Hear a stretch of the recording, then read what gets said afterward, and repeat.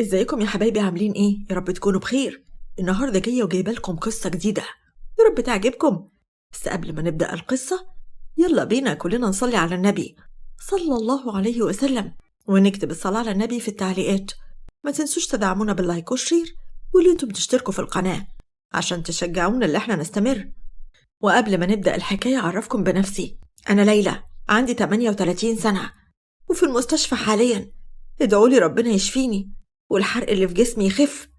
وفي يوم لقيت ماما داخلة الأوضة وبتقولي: عايزاكي تنزلي النهاردة تجيبي أغلى فستان عشان خاطر كمال جاي يتقدم لك. يجي يتقدم لي يا ماما؟ يتقدم لي ازاي وانا بالمنظر اللي انا فيه ده؟ بصراحة ربنا انا زهقت قوي من كمية التنمر اللي باخدها من كل واحد يجي يتقدم لي. يا بنتي هو بإيدك ولا بإيدك يعني؟ ما انا فكرت انك تعملي عملية عشان خاطر مناخيرك الكبيرة دي وانت اللي مش راضية. انت يا ماما عارفة انا قد ايه بخاف من البنج، ولا يمكن اعمل حاجة زي كده. وبصراحة بقى انا مش موافقة. انا خلاص اديت كلمة والموضوع انتهى. انت سامعة ولا لا؟ هتلبسي النهاردة الدريس الشيك اللي هتجيبيه. هو يعني بالعافية يا ماما ولا بالعافية؟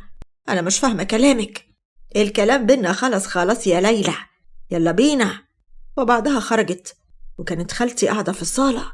مديحة: يا سوريا، وانتي مش شايفة ان 50,000 جنيه دول كتير قوي على الواد ده؟ وكمان انتي اللي جايبة الشقة وكل حاجة. والله ما تعرفي يا مديحة، ده انا نفسي افرح بليلى قوي، ولو هدفع كل الفلوس اللي معايا والله هدفعها مفيش مشكلة، بس اشوفها متجوزة ومتهنية زي كل البنات. الواد ده هيبقى دخل على طمع يا سوريا. اسمعي كلامي يا حبيبتي، زي ما بقولك كده، طالما لقى كل حاجة بالسهل هتلاقيه كل شوية جاي يطلب منك فلوس. يا مديحة لو تحسي بيا، ده أنا قلبي وجعني قوي على بنتي. كل أصحابها اتخطبوا واتجوزوا وهي الوحيدة اللي لأ. أنا خلاص قررت أنفذ كلامي. وبعدها بدأت تفتكر ماما يوم ما جاليها كمال. في الإشباك: ازيك يا طنط، عاملة ايه؟ كنت عاوز حضرتك في موضوع كده، مش عارف والله هينفع ولا لأ. ايه يا كمال يا ابني، ادخل اتفضل. هو احنا هنفضل نتكلم كده على الباب؟ تعالى قولي عاوز ايه يا حبيبي. بجد انا مزنوق قوي في مبلغ 50,000 جنيه كده، هسدهم لك على طول ان شاء الله. بس بجد انا محتاج قوي الفلوس دي، وبالذات على الجمعة اللي جاية، وان شاء الله همضيلك على وصل امانة عشان تضمني حقك. مين اللي قالك يا حبيبي اني عاوزة فلوسي؟ ده انا هدفع لك كل اللي انت عاوزه، ومش عاوزاها خالص. وصل امانة ايه اللي انت بتتكلم عليه ده؟ بجد يا طنط؟ انت بتتكلمي بجد والله؟ انا مش مصدق ان حضرتك بتتكلمي بجد.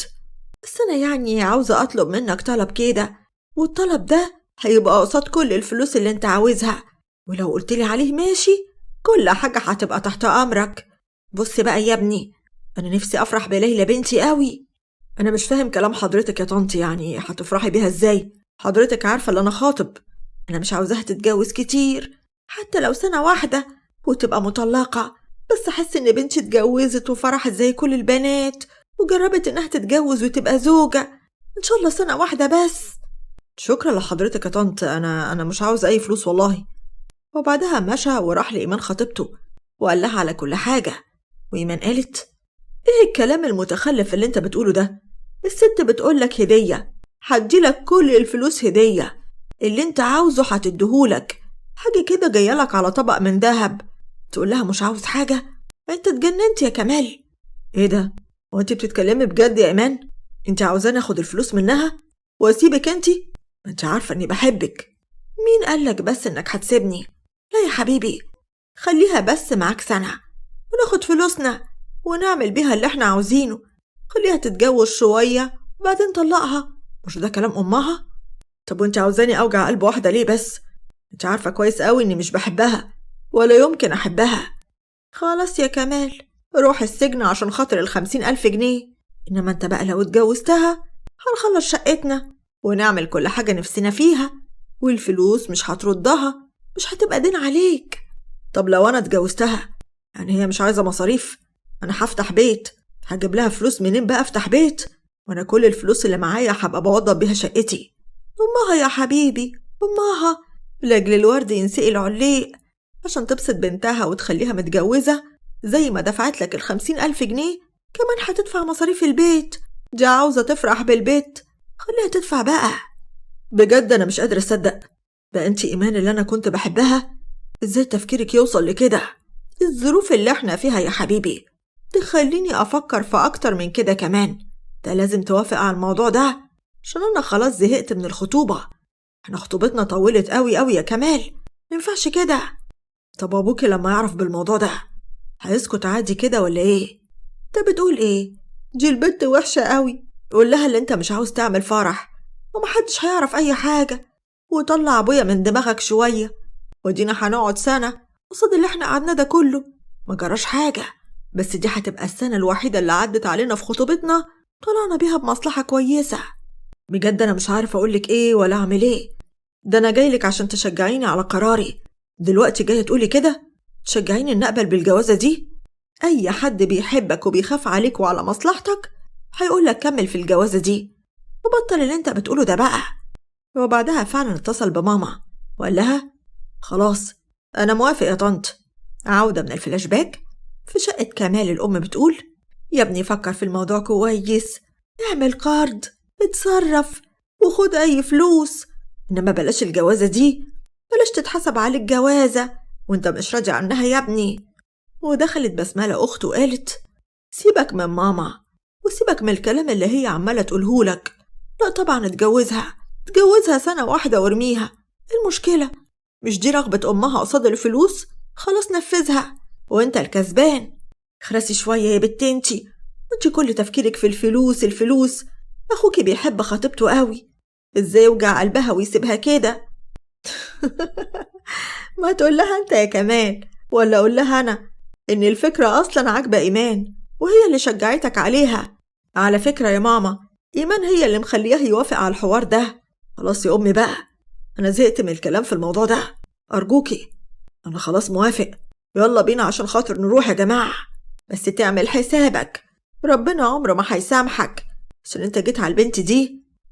وبعدها راح، وفي أوضتي كنت قاعدة ومعايا صاحبتي أسماء، وأسماء قالت بصراحة يا ليلى أنا مش قادرة أصدق إن الواد القمر ده جاي يتقدم لك انتي. ما تزعليش مني، أنا ما أقصدش حاجة والله، بس الواد حلو قوي وموز. إيه ده يقول للقمر قوم وأنا أقعد مطرحك. أنا مش عايزاه، أنا مش عايزة أتجوز أي حد بجد يا أسماء. أنا ماليش أي صاحبة إلا انتي، كل الناس بتبعد عني، كل الناس بتتنمر عليا عشان حاجة أنا ماليش يد فيها. بطلي يا بنتي كلامك ده انتي زي القمر. وعلى فكرة مش احنا اللي خلقنا نفسنا، لو كل واحد هو اللي خلق نفسه بإيده كان كل واحد خلق نفسه أجمل حد في الدنيا. المهم عملتي إيه في الموضوع اللي طلبته منك؟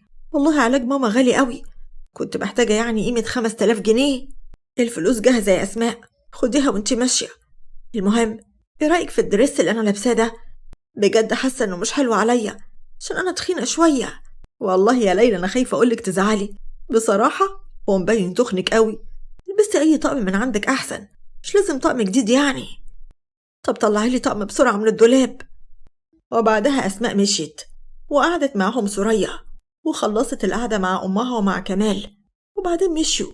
والأم قالت هو ده اللي احنا اتفقنا عليه؟ مش أنا قلتلك تلبسي طقم جديد؟ إزاي يعني تخرجي بلبسك القديم؟ مديحة أختها هي سوريا خلاص، ما البنت خلاص موضوعها ماشي.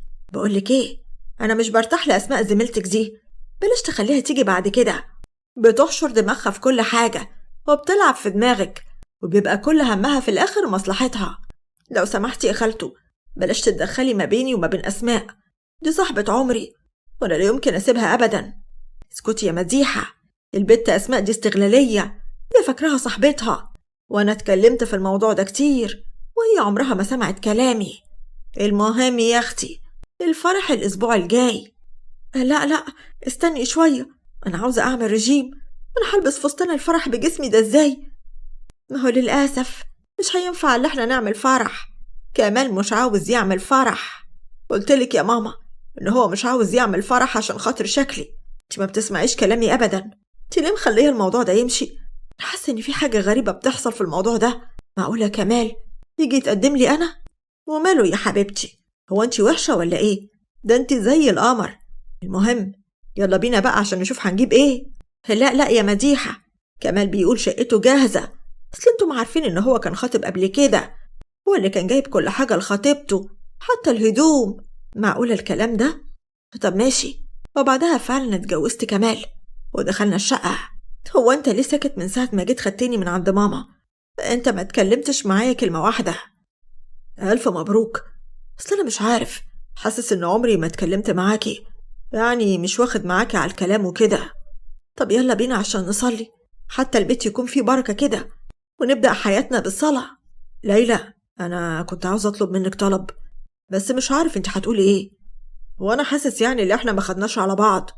سنة ماما كانت مصممة اللي احنا نتجوز بسرعة، فعشان كده يعني عاوز اللي احنا نفضل بعاد عن بعض شوية لحد ما ناخد على بعض. ولا انت شايفة ايه؟ على فكرة أنا كنت عاوزة أقولك نفس الكلام، على العموم اللي تشوفه. وبعدها دخل البلكونة وشوية ولقى رقم بيرن عليه. ألو؟ أيوة، مين معايا؟ أنا أسماء صاحبة ليلى. أصل أنا كنت معدية من الشارع دلوقتي، لقيتك واقف في البلكونة. هو أنا كنت عاوزة أعرف حاجة، أنت ليه عملت في نفسك العملة المهببة دي؟ يعني إيه يعني إيه عملة مهببة؟ أنا مش فاهم كلامك. يعني هكون عملت في نفسي إيه؟ ما توضحي أنت عاوزة تقولي إيه؟ أنت ألف واحدة تتمناك، وأنت إنسان جاهز، عندك شقة وزي القمر، وأنت اللي مجهزها وجايب كل حاجة، يبقى ليه بقى تتجوز ليلى؟ هو أنت متأكدة إن أنت صاحبة عمرها زي ما بتقولي يعني؟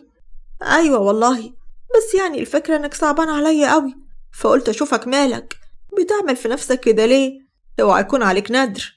أنا مش هقول لليلى على مكالمة التليفون دي، بس لو سمحتي ما تتصليش بيا تاني. انت سامعة ولا لأ؟ وبعدها قفل واتصل بإيمان. إيمان قالت: معقولة كمال بيرن عليا في وقت زي ده؟ إزاي يعني؟ هو مش المفروض مع العروسة الننوسة دلوقتي ولا إيه؟ يحيى قال لها: هو في إيه يا بنتي؟ مش انت قلت إن المخفي كمال ده اتجوز ولا إيه؟ هو رجع في كلامه؟ لا وحياة أبوك بلاش تقولي الكلام ده، أصلا أنا اللي هلبس في الموضوع، وأنا مش عايزة أتجوزه دلوقتي أساسا. طب إيه؟ هنفضل نتكلم كده وتسيبيه على التليفون؟ ما تردي وتشوف المخفي ده عاوز إيه؟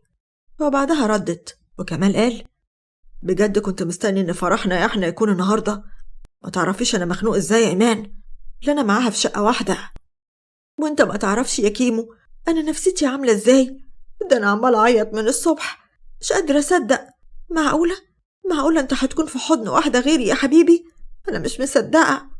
عمري يا إيمان ما أعمل حاجة زي كده، أنا بحبك أنتي، مش ممكن أبدا أقدر أتجوز واحدة غيرك. طب اقفل السكة بقى عشان مش قادرة أمسك دموعي. أنا مش عارفة إزاي قلتلك تعمل كده. وبعدها قفل معاها. إيه يا بنتي التمثيل ده؟ بسم الله ما شاء الله، ده أنت ممثلة قديرة، أنا شخصيا صدقتك. أعمل إيه بس في المصيبة اللي أنا فيها؟ كله من بابا، شايفه عريس مناسب قوي، وأنا أصلا لا بحبه ولا بطيقه. بقولك إيه يا يحيى، هو أنت ممكن تبعد عني في يوم؟ أبعد عنك؟ إزاي يا إيمان؟ ده أنت الحب كله، ده أنا نفسي أجي وأتقدم لك رسمي، بس أنت عارفة أبوكي أصلا رافض الموضوع ده، ورافض يشوفني أنا شخصيا. المهم أنا هقوم أروح بقى عشان ما أتأخرش وبابا يشك إن في حاجة، أنا مش عاوزة مشاكل. طب إيه، معكيش أي فلوس كده؟ يعني لو معاكي فلوس اديني، أحسن أنا مش عايزة أقولك أنا جيبي فاضي على الآخر. اصبر بس يومين 3 كده يا حبيبي، وأنا هطلب من كمال فلوس وأديلك الفلوس اللي أنت عاوزها. ما هي أم البنت اللي متجوزها هتغرقه في الفلوس عشان يفضل معها الفترة دي. وبعدها مشيت، وتاني يوم صحى كمال على صوت ليلى: مامتك عمالة تخبط، أنا هقوم أفتح معلش. خبر، أنا نمت هنا ولا إيه؟ وبعدها دخل وأنا فتحت. بسم الله الرحمن الرحيم، الله يكون في عونك يا ابني، إزاي بتصحى على الخلقة دي كل يوم؟ سمعت كلام حماتي وسبتها مع ابنها ودخلت الأوضة وفضلت أعيط. هو قال لها: على فكرة مفيش داعي إنك تقولي كده، إيه يا أم التنمر ده؟ حرام عليكي، وحياة أمك يا واد أنت، اوعى تكون فاكر إني راضية على الجوازة المهببة دي. لا فوق يا روح أمك، أنا بس لولا إنك قلتلي إنك محتاج فلوس أنا ما كنتش رضيت من الأول على الهبل ده، بالذات كمان إن أختك وخطيبتك مشجعينك وإنت سمعت كلامهم. بص يا أمي، زنقة الفلوس هي اللي حطتني في الموقف ده، وهي اللي خلتني فعلا أتجوز الجوازة دي، لأني ما كنتش لا عايزة أتجوز ولا تنيل واحدة غير إيمان. أنا بحب إيمان بس، كنت عاوزة أتجوزها هي. خلاص يا عينيا، اتجدعن كده يا حبيبي وسد الفلوس للولية حماتك اللي دبستك في الجوازة المهببة دي ورجع لها بنتها في داهية بلا قرف. خلاص يا ماما، هي كلها كده كام شهر ونطلق، كل واحد يروح لحاله. والله أنا مخنوق خنقة السنين، وربنا عالم بيا أنا زهقان قد إيه. أنا همشي بقى عشان قلبي ما يوجعنيش، بس لو فضلت معاك قلبي هيوجعني عليك وأنا شايفاها بالمنظر ده. ومشيت حماتي وجت ماما وقابلتها على السلم وقالت لها: أهلا يا سوريا، يا رب تكوني ارتحتي لما جوزتي بنتك لابني وضحكتي على الواد بقرشين عشان يوافق يبقى في المصيبة اللي هو فيها. والله يا فايزة ابنك هو اللي جالي وطلب مني الفلوس وأنا عرضته وهو وافق. تزعلانة ليه بقى؟ هو شاف إن مصلحته في جوازه من ليلى، يبقى ما تزعليش، أصل ابنك مش نغة ولا عيل صغير بيلبس البامبرز عشان تتحمقيله كده. لا يا أختي، محموقاله وزعلانة على ابني وحفضل زعلانة عليه، ما هو أصله لولا الحوجة ما كانش اتجوز جوازة زي كده ورمى نفسه في التهلكة. لا حول ولا قوة إلا بالله. ومالها الجوازة مش فاهمة. على العموم أنا هصرف عليه ومش هغرمه جنيه، يعني المفروض تفرحي مش تزعلي. ما تحطيش في نفسك كده يا حبيبتي، لا يجيلك ضغط وسكر، دول ما كانوش عندك أساسا. والله أنا ما هقول فيكي غير حسبي الله ونعم الوكيل، عشان تخلي شاب زي ابني زي القمر والوردة المفتاحة يتدفن بالحياة ويعمل حاجة غصب عنه. اوعي من وشي كده وليا فقر. ونزلت فايزة وطلعت ماما وقالت لكمال: ما هو اسمع بقى يا كمال يا ابني، ولو أمك فضلت تعاملني بالطريقة دي أنا مش هرضاها على نفسي ولا على بنتي كمان. ليه يا طنط سوريا بس؟ هو ايه اللي حصل لده كله؟ ده احنا لسه ساعة الصبح. أمك يا حبيبي قابلتني على السلم وعمالة ترمي على بنتي كلام مش قد كده. هو مش موضوع الجواز ده، أنا عرضته عليك وانت وافقت، ما بين البيع والشاري افتح الله. زعلانة ليه هي بقى دلوقتي؟ مش المفروض تفرح لابنها ولا ايه؟ معلش يا طنط، حقك عليا، حقك على راسي، ما تزعليش منها. كده ماما مش قصدها حاجة يعني، يا بس ساعات كده بتبقى عصبية وحمائية، أرجوكي ما تزعليش. لا وأنا هزعل ليه؟ طول ما أنت مريح بنتي أنا لا يمكن أزعل. ده أنا حتى كنت جايبة لك 20,000 دول، كنت بقى عريس ومحتاج مصاريف. ابسط نفسك وابسط بنتي. خلي بالك ليلى بنتي ما تعرفش حاجة عن الفلوس دي بيني وبينك انت وبس. والله يا طنط أنا مش عارف أقولك ايه، أنا متشكر قوي قوي، بجد متشكر إنك واقفة جنبي، أنا بحسك زي أمي بالظبط. لا يا حبيبي، أنا مش زي أمك، أصل أمك دي ما تأخذنيش يا كمال، دماغها قفل وغشيمة قوي، وأنا مش زيها يا حبيبي، أنا مفتحة وبنت سوق. ماشي يا طنط، تسلميلي يا رب، ربنا يخليكي ليا يا ست الكل. طب أنا هدخل لليلى اللي هي فين البنت دي؟ ما خرجتش يعني من ساعة لما جيت هنا. ودخلت ماما وقالت لي: إيه يا بنتي مالك قاعدة كده حزينة كده ليه؟ انت كده من أولها هتنكدي على جوزك، مفروض تبقي مفرفشة، انت مش لسه عروسة. أبدا مفيش يا ماما، أنا كويسة اهو مبسوطة قدامك يعني، ومين اللي قالك إن أنا منكدة ولا حاجة؟ وبعدين أهو عندك بره، اسأليه لو كان متنكد مني. يا حبيبتي أنا نفسي أطمن عليكي وأشوفك أحسن واحدة في الدنيا، انت عارفة إن أنا ماليش غيرك يا ليلى يا بنتي، ونفسي أشوفك أحسن الناس. وبعدها فضلت ماما قاعدة شوية ومشيت، وكمال اتصل بإيمان وقال لها: وحشتيني قوي قوي يا إيمان، انت ما تعرفيش أنا كل يوم بتعذب وانت بعيدة عني ازاي، انت عارفة الأيام من غيرك وحشة قوي وصعبة عليا قوي. إيمان بتمثيل: بس يا كمال بقى ما تقطعش قلبي، انت كمان ما تعرفش اللي أنا عايشة ازاي من غيرك، أنا مش مبطلة عياط لا ليل ولا نهار، كل ما أتخيل إنك مع واحدة تانية. أنا مش عارفة عملت في نفسي كده ليه، كل ده عشانك انت يا حبيبي، عشان يبقى معاك فلوس وتستريح، بس أنا حاسة إن أنا جيت على نفسي قوي. خلاص يا إيمان، أنا دلوقتي مستعدة أطلقها ونخلص بقى، لأني مش قادرة الصراحة أعيش معاها. إيه؟ لا لا لا يا حبيبي، أقصد يعني معلش استحمل شوية، أنت عارف المبلغ اللي عليك وإنك لازم تسدده. الله صحيح، هي أمها ما دفعتلكش فلوس تاني ولا إيه؟ أيوة جابت لي فلوس طبعا، عشان قالت لي يعني تصرف عليها وتدلعها، عشان بنتها لسه عروسة وأي حاجة هطلبها هاخدها. حلو قوي الكلام ده يا كيمو. طب أنا كنت محتاجة كده يعني 10,000 جنيه، أصل ماما تعبانة قوي، محتاجة علاج غالي قوي. ممكن بقى تديني فلوس يا حبيبي؟ طبعا يا قلبي، ده أنا أديكي عينيا الاتنين، اللي انت عاوزاه كله أنا هديهولك. بكرة هبقى أشوف ميعاد وأنزل أقابلك فيه وأديك الفلوس كلها اللي انت عاوزاها. ربنا ما يحرمني منك أبدا يا حبي. يلا بقى مع السلامة، لحسن مراتك تشوفك وتعمل لك مشكلة. وقفلت معاه إيمان، ويحيى كان جنبها وقال لها: ها يا قلبي، وافق يديك الفلوس ولا إيه؟ إلا وافق، ده وافق ووافق كمان، هو يقدر يقولي لأ؟ طبعا، انت عارفني يا حبيبي وانا هغلب. خليك واثق فيا. وبعدها في يوم جت أسماء عندي وقالت لي: ازيك يا ليلى؟ على فكرة أنا عايزة أقولك على حاجة، أصلك انت على نيتك قوي وهبلة قوي قوي، ولازم تعرفي اللي بيحصل حواليكي. في يا أسماء، وانت بتتكلمي كده ليه؟ هو في حاجة لا سمح الله حصلت؟ هو انت متأكدة ان جوزك بيحبك يا ليلى ولا ايه حكايته بالظبط؟ انت واثقة يعني ان هو عاوزك انت ولا بيفكر في مصلحته هو؟ اولا انا عارفة ان كمال مش بيحبني، وانا قايله لك الكلام ده كويس، لحد النهارده انا مستغربة هو اتجوزني ليه. ثانيا بقى، انت بتقولي الكلام ده ليه؟ انا مش فاهمة قصدك يعني، ما توضحي وتجيبي من الاخر. عشان كنت عاوزة اقولك يا ستي ان جوزك بيتصل بيا ولمح لي كذا مرة كده ان هو عاوزني، وقال لي قبل كده انك مش حلوة وهو اتجوزك غصب عنه كده. فبصراحة مع انك صاحبتي وعشرة عمري جيت اقولك عشان تاخدي بالك. هو قالك كده؟ طب بيعمل كده ليه؟ ولو قال ان هو عاوز يتجوز انا مش همنعه، هسيبه يعمل اللي هو عاوزه. تبقي عبيطة وخايبة، هو في واحدة في الدنيا تبقى عاوزة جوزها يتجوز عليها يا هبلة؟ على فكرة بقى، انتي لازم تاخدي بالك من جوزك كويس قوي، وانا حذرتك. عن اذنك انا ماشية. ومشيت أسماء، وبعد شوية رجع كمال من برا، وليلى قالت له: تحب أحضر لك لقمة تاكلها؟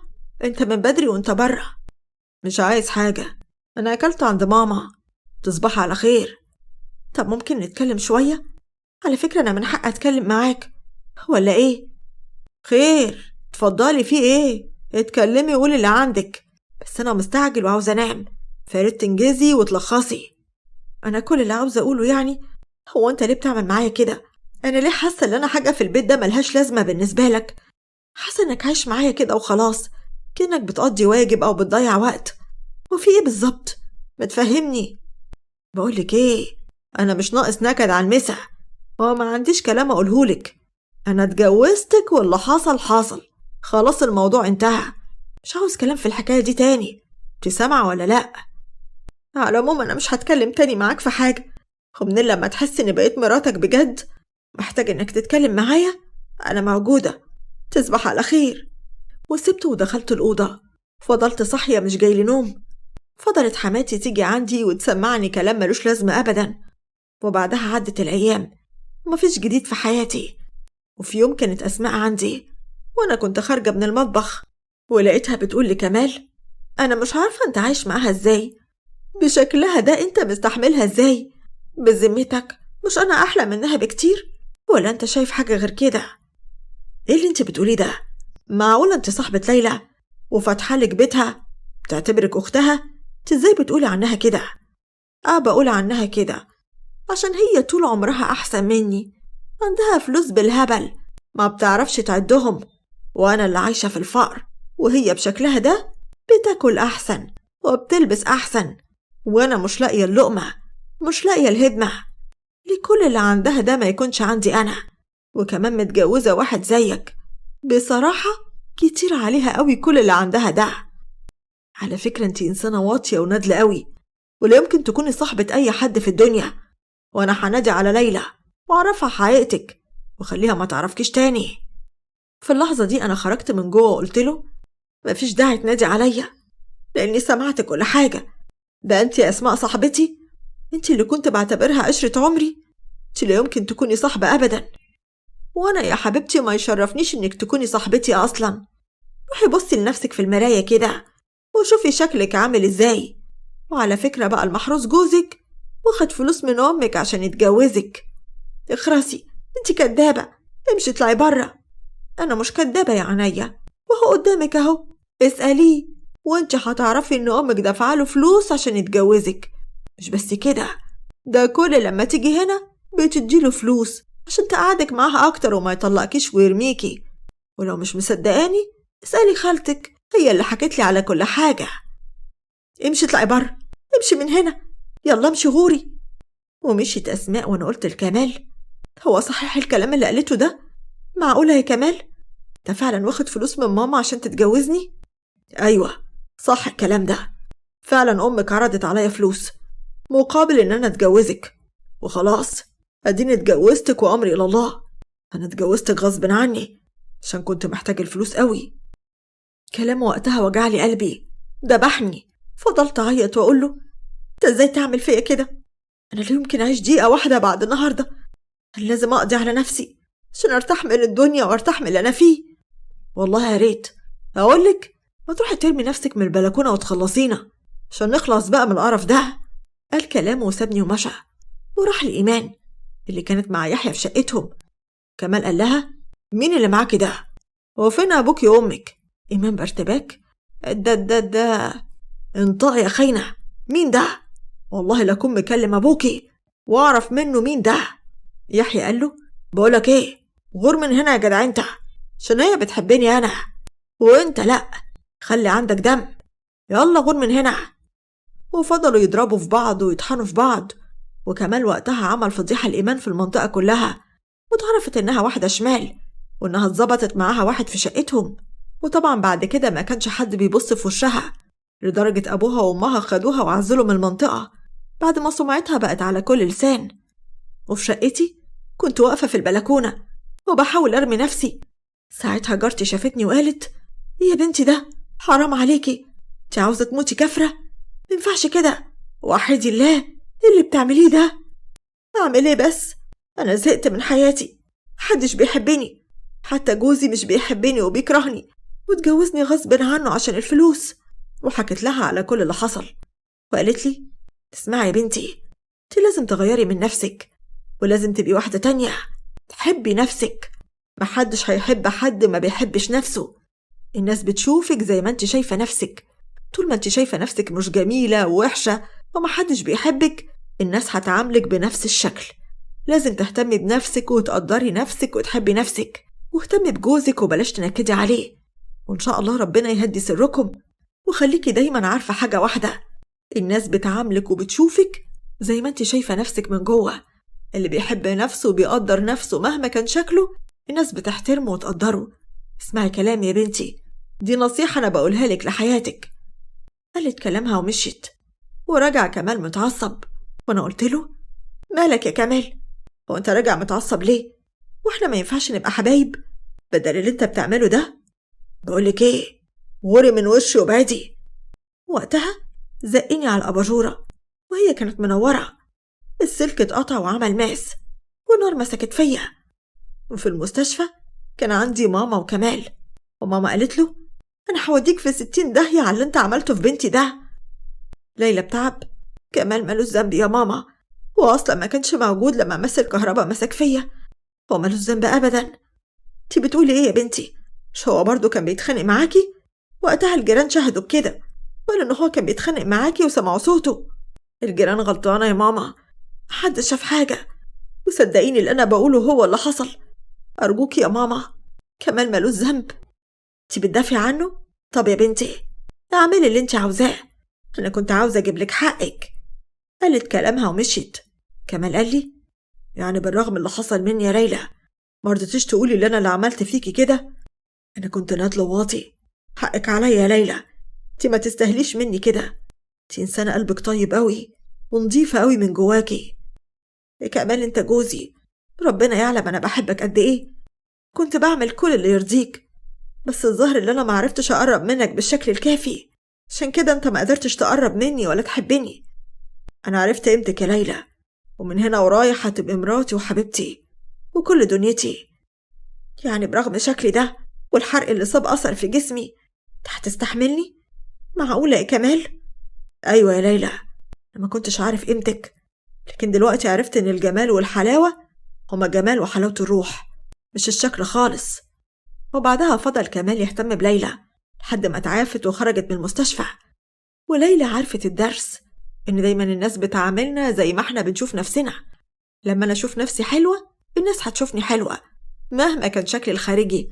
عشان كده ليلى بقت بتقدر نفسها وتهتم بنفسها وتعمل كل شيء يفرحها. وكمال كمان كان بيعاملها كويس وعاشوا مع بعض أسعد أيام حياتهم. وبكده تكون خلصت الحكاية. نشوفكم في قصة جديدة. ما تنسوش تدعمونا باللايك والشير والاشتراك في القناة.